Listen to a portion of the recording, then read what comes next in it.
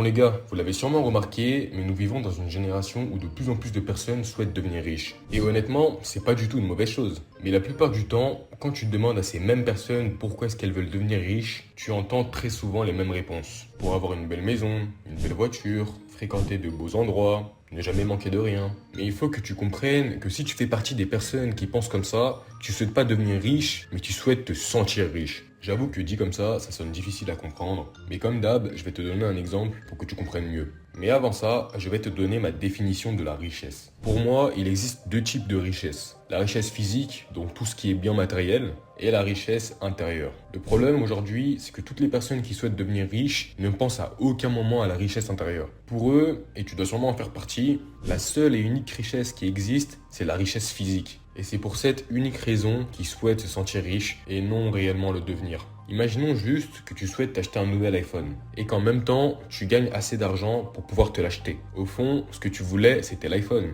Mais l'argent dans cette histoire n'était rien de plus qu'un moyen pour atteindre l'iPhone.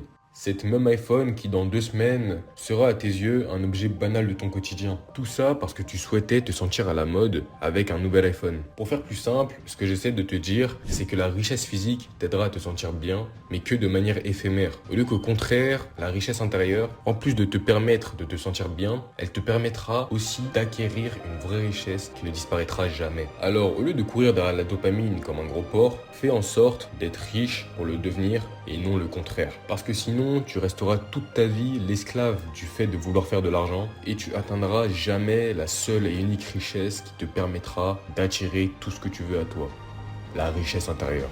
Et pour travailler sur sa richesse intérieure, c'est pas très compliqué. Fais tout simplement en sorte d'être ouvert d'esprit et aimer apprendre des choses, que ce soit à travers la lecture ou le contenu que tu consommes, afin de réellement t'enrichir et donc réellement devenir riche. Bref, comme d'hab les gars, c'était une vidéo très courte.